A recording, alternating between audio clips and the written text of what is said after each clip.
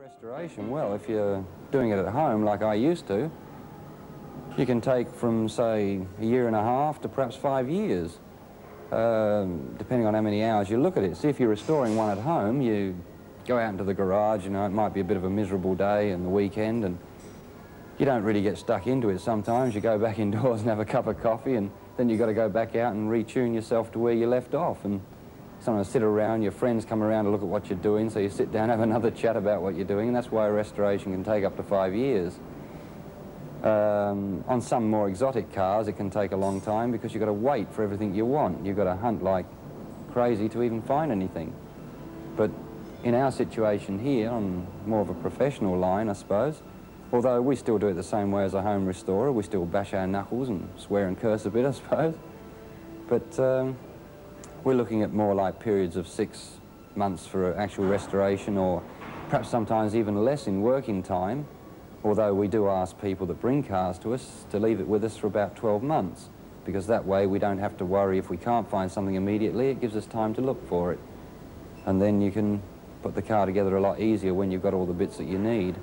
It's no good starting on a car without having everything first, because invariably the bit that you haven't got is a bit that holds up a major part of the work.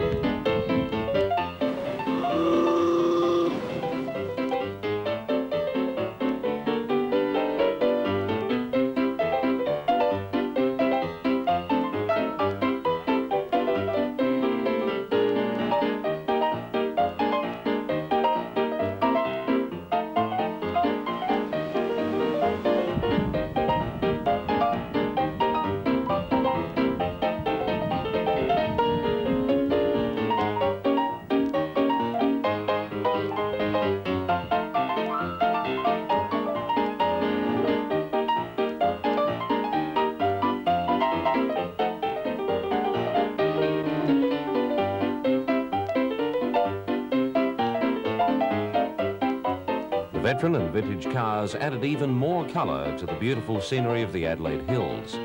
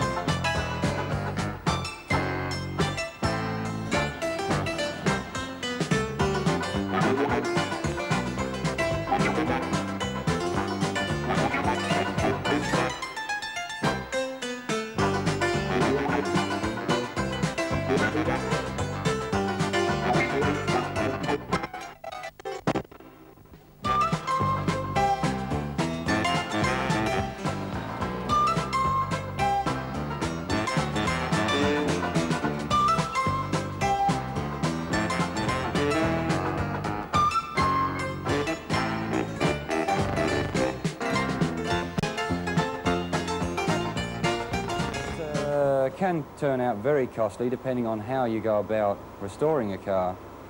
I've found that it's cheaper to strip a car down to the chassis and start afresh, because invariably if you try to tidy it up and just give it a paint job and perhaps trim it, then something underneath breaks down or the woodwork's a bit rotten.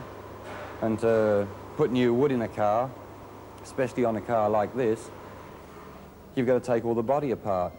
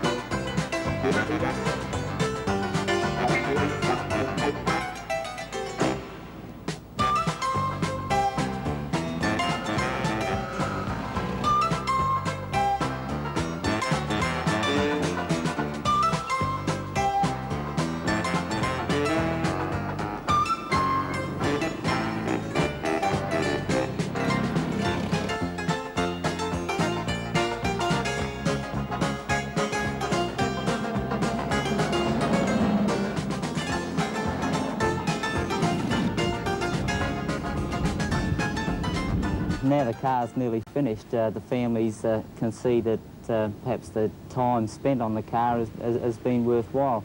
Initially it's not easy for them, and because when I first get the car I had all the incentive and the endeavour to do it, and when that tapers off they've sort of helped me along, and now it's a mutual type of feeling, because they can see that there's an end result in sight, and also so can I. This summer's going to be real good because we can attend all the car rallies and use the car for our own private use, which is going to be as much as anything, because provided the car's mechanically sound enough, which is yet to be proven because we've got to take it out for a few runs, we want to take it on holiday, so I'm going to build a trailer to match the car, and we go camping. Hopefully I can get a few mates to go with me and just have a good time with it.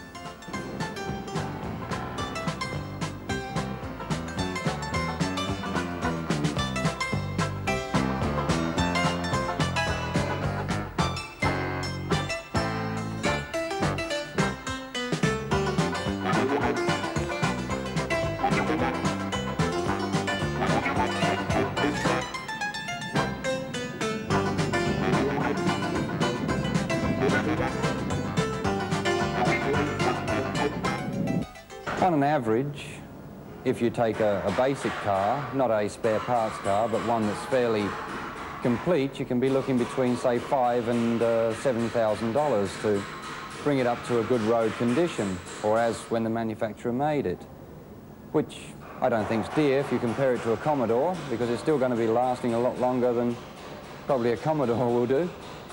It's lasted 50 years now, even though this one there's not much of it, but some are a bit better. Depends whether they've sat in a paddock for a long time or they've been garaged in a barn.